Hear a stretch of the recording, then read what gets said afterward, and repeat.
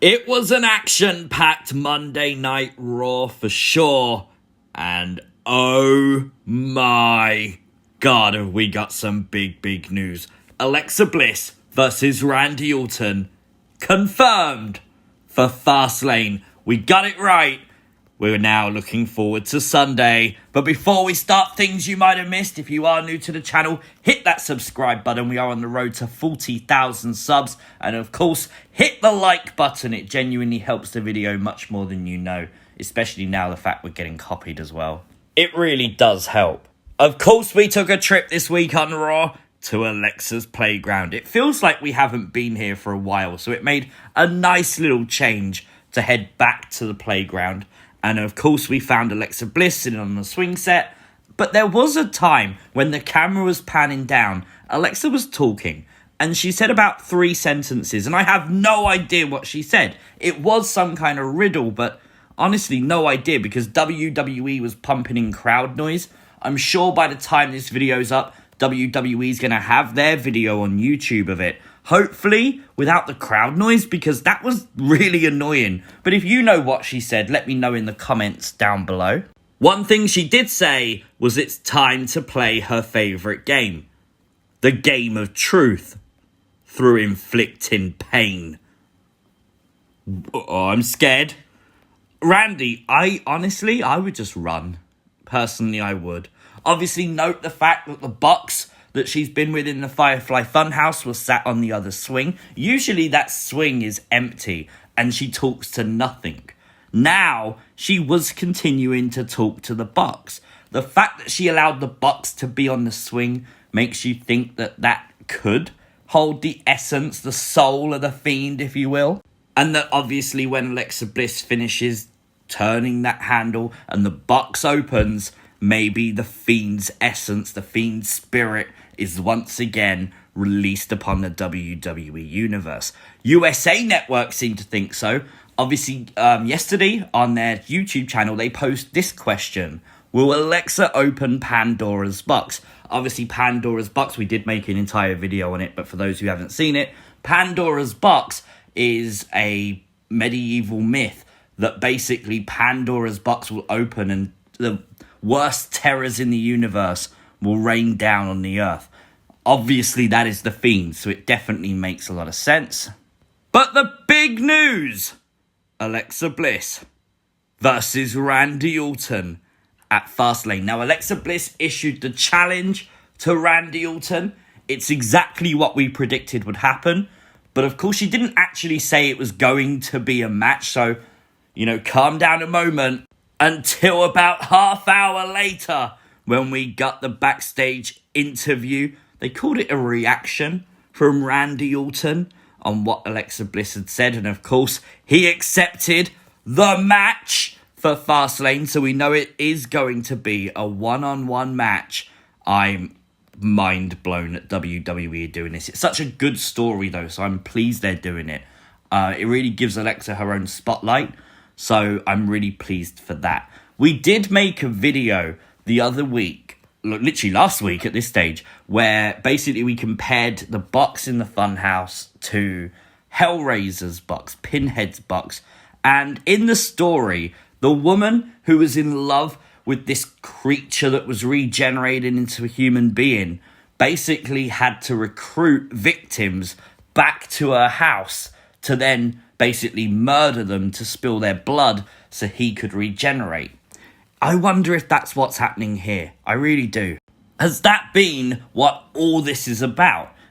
Getting into the mind of Randy Orton and mentally destroying him to the point where he's willing to accept a match with Little Miss Bliss. Remember, this is the same Randy Orton who didn't blame Alexa.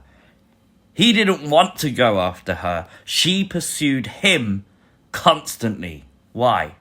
Was it to spill his blood to bring him back? But it is now time for the Yowie Wowie moment of the week. Can I get a hell yeah? 316. Today is March 15th. What? R-Truth celebrating 316 day. It honestly had to be. There was a close second, but we will include that in a moment because I found a way to do that. But genuinely, this was a hell of a lot of fun. Big news, R-Truth did get his baby back. He is the new 24/7 champion. Although something you might have missed, on the back of that championship is a WWE shop sticker. Is it just a replica, or is it just WWE lost the original belt maybe? We welcome back the Empress. Asuka, the Raw Women's Champion, returned to Raw this week. That put the dirt sheets on notice because they told us like 3 days ago she was out till at least after WrestleMania. Nope. And she seemed perfectly healthy because they had her in a match with Shayna Baszler. The person obviously kicked her in the face, knocked her teeth out, apparently gave her a concussion.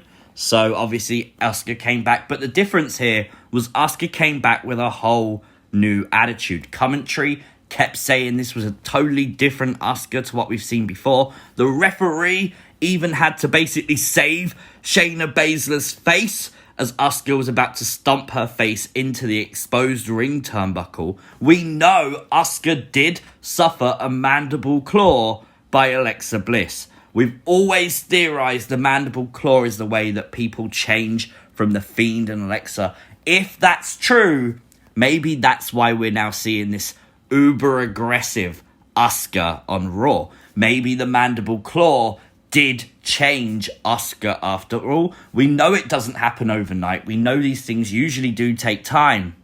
Is that what we're seeing now? We know the idea of the Firefly Funhouse is for all the Fireflies to have fun. The clue is in the name. But I think that motto, that way of life, has definitely become contagious recently. Look. It can help me warm up. 4, 5, 6, 7, 8.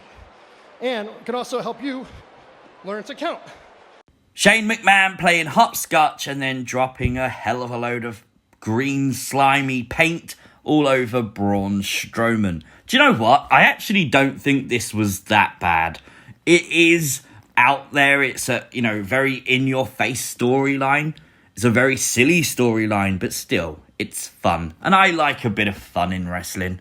But come on, did you ever think you would see a McMahon playing hopscotch on Monday Night Raw?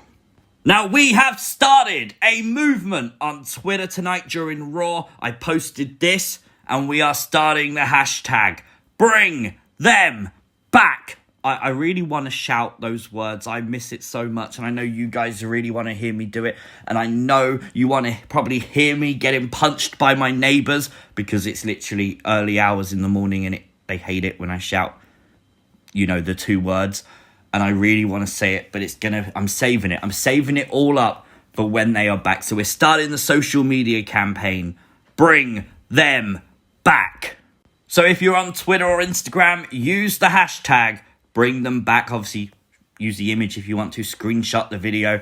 Get the word out there. We need the puppets back. Now. Mattel have released WWE Beast Mode Series 2 figures. Images, at least. And these are really cool. The superstars come with a beast character of themselves. Of course, there is a funhouse Bray on the way in this set. And, of course, the Beast Mode version of him is, of course, the Fiend. March 21st is, of course, Fastlane, but it is also Steve Austin's Broken Skull Sessions with Randy Orton. Oh, it's gonna be good.